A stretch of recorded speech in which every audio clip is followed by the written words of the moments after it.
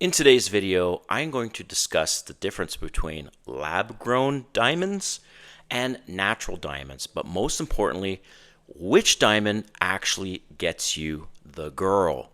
And I decided to do this video because I keep seeing these ads for diamonds on my Instagram, and I'm like, okay, well, let me check this out. And because I saw lab-grown diamonds, and at the end of the day, I know some of you guys are thinking to propose and engage someone as the first time, or maybe a second time, maybe a third time. So keep watching because this is going to be a very informative video on the difference about diamonds.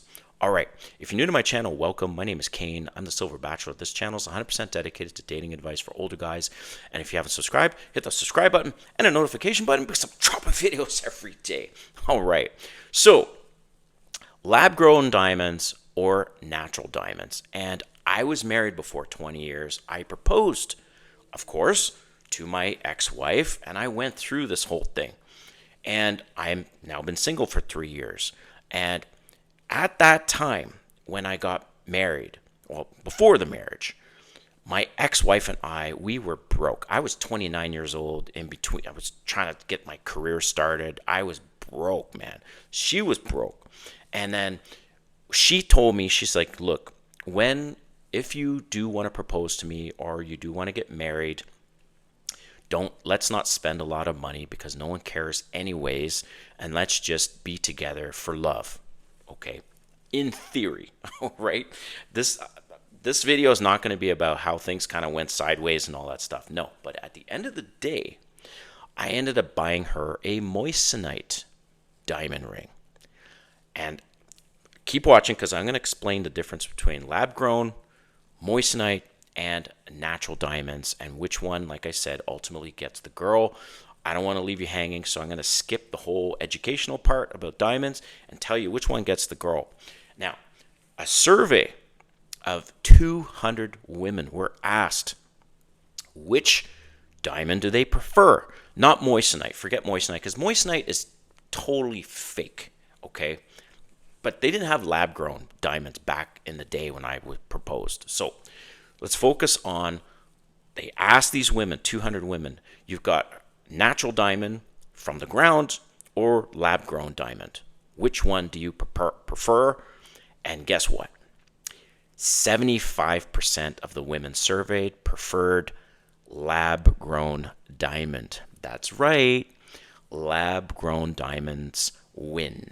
And I'm going to go, if you keep watching, I'm going to go into reasons why lab-grown diamonds win and the differences between a lab-grown diamond and a natural diamond from the ground. Okay? At the end of the day, a couple facts here I need to put on the table. The more you spend on the wedding, engagement, whatever, the faster the divorce. Now, I don't know what the ring, every country has a ring rule. I graduated with an undergrad in law from university, and I had to go through this and learn a couple things about family law. So in Canada, because that's where I'm from, but I live in Atlanta, US right now. In Canada, the ring rule is this. The person who breaks up the engagement loses the ring. Okay? So she keeps the ring if she doesn't break up. But if she breaks it up with you, then you can keep the ring. That's the ring rule in Canada. I don't know what other countries have this kind of ring rule and what it is, but in Canada there is a ring rule.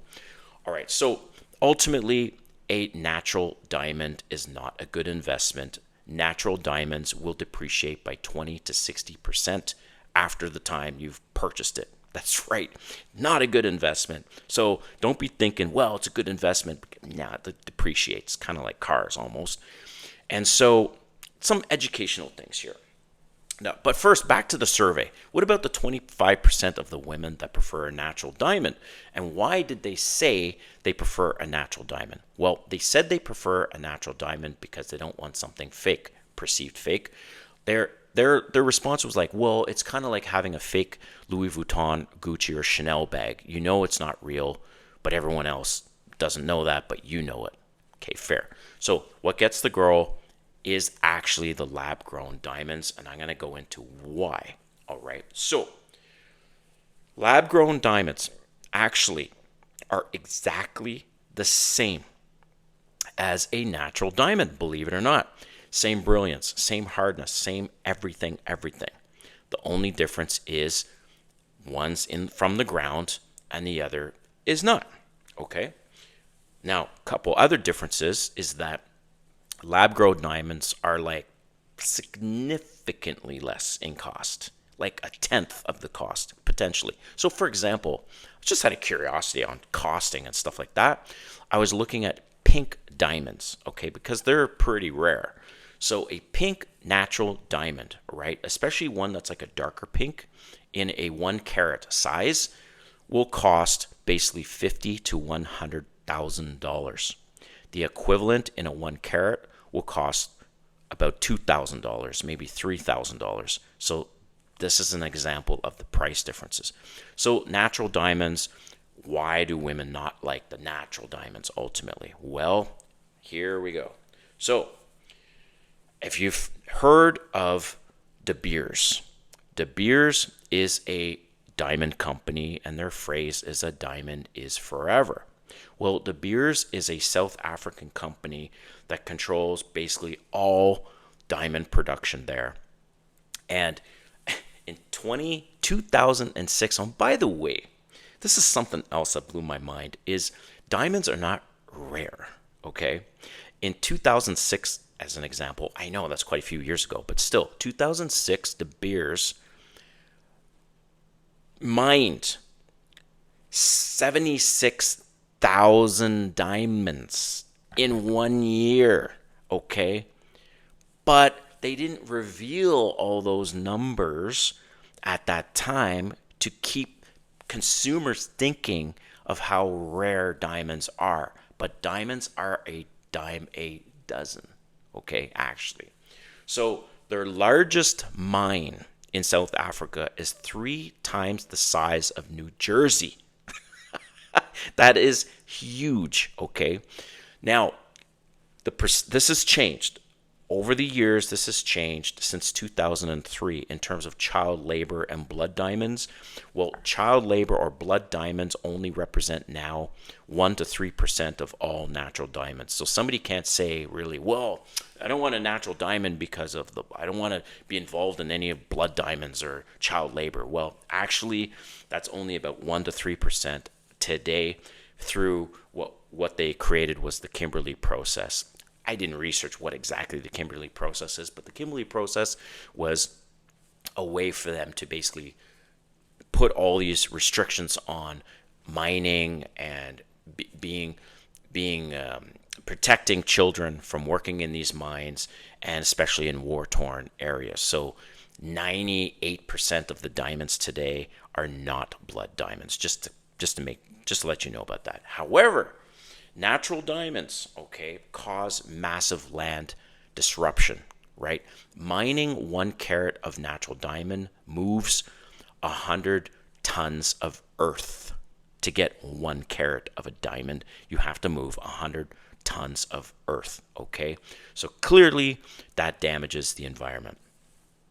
High carbon footprint. So natural diamond process produces around 125 pounds of CO2 per carat compared to 6 pounds of CO2 per carat for a lab-grown diamond. So 125 pounds versus 6 pounds as another example for the difference between natural diamonds and lab-grown diamonds and the impact on the environment and things.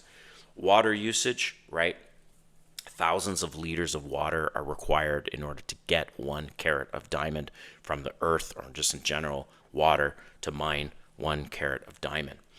Toxic waste, pollution, on and on and on. So this is why the 75% of women prefer lab-grown diamond over a natural diamond. So I geek out sometimes on some of these things, and so today I thought to do something a little different with this video because I know you guys might want to propose to a woman someday, and I encourage you, if you're going to do that, buy a lab-grown diamond instead of a natural diamond, and she will not regret it, and nobody will freaking notice anyways. So hope you liked this video. Let me know in the comments what you think, and we'll see you next time.